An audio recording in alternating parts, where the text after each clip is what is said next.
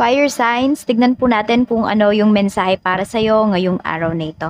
So, tignan natin ano ba yung mga pwedeng maganap sa araw mo. Spirit guide, ano po ba yung mga pwedeng maganap sa araw ni Fire signs, Aries, Leo, Sagittarius, Sun, Moon, Rising, and Venus ngayon. Tignan po natin. We have Faith. Ayan, meron kayong mga delays na mararanasan sa orders ninyo. Yung iba sa inyo kung sa fast food kayo kakain.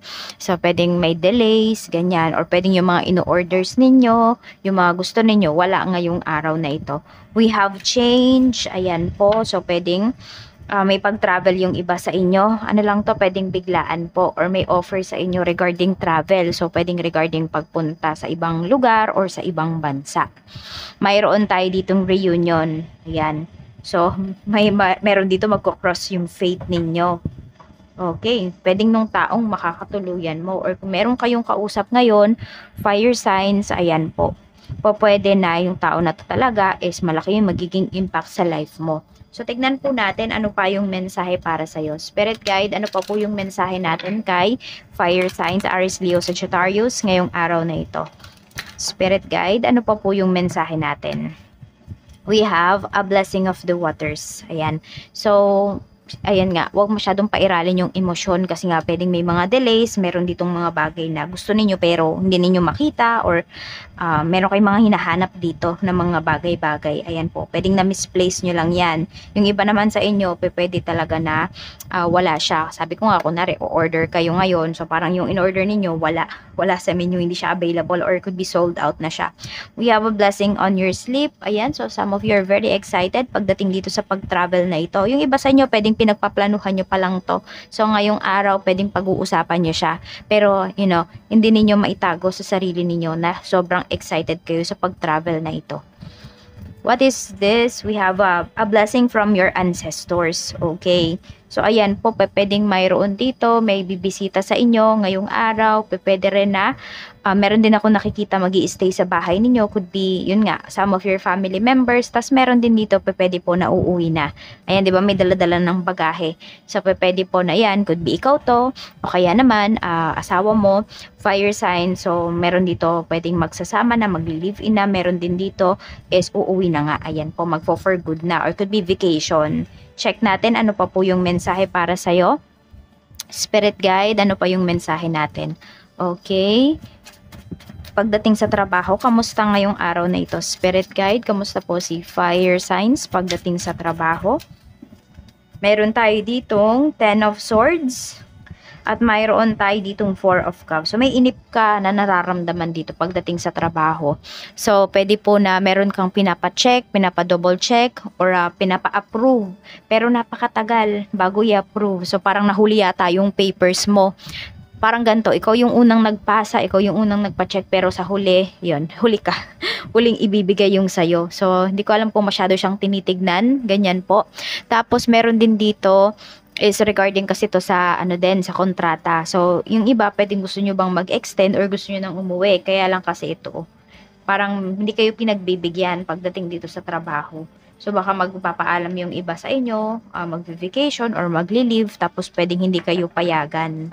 Ayan. Meron naman dito, ayaw nyo, pero kayo naman yung pinipilit dito. Hindi, sige na, mag-ano ka na, mag-vacation ka na, mag-leave ka na.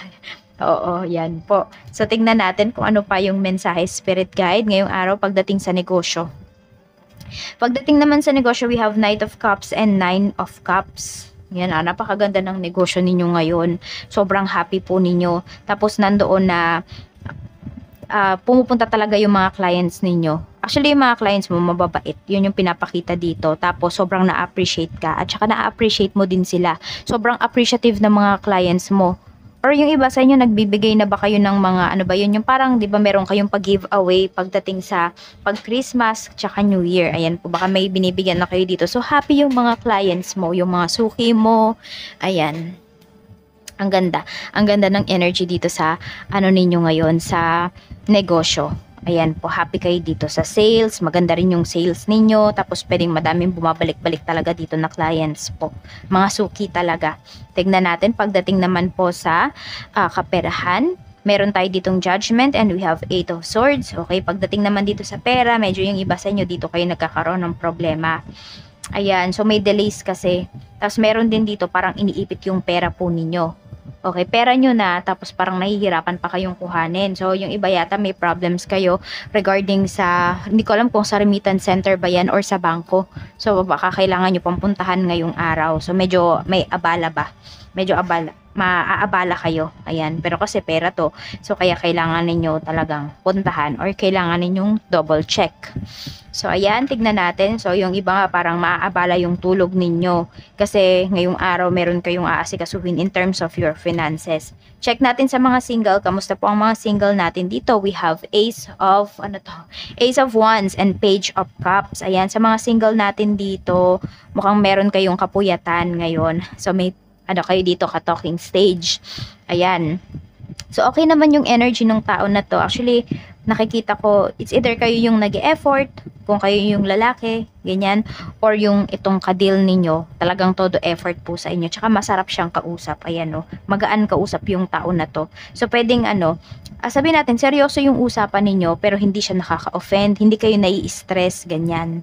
So, sabihin na lang natin yung in-expect mo sa taong to, yun talaga yung nakikita mo. Ayan po. So, tignan natin. Pero hindi mo sinasabi sa kanya yung expectations mo, ha? Ito ay para lamang sa sarili mo. Pero yun yung nakikita mo sa kanya.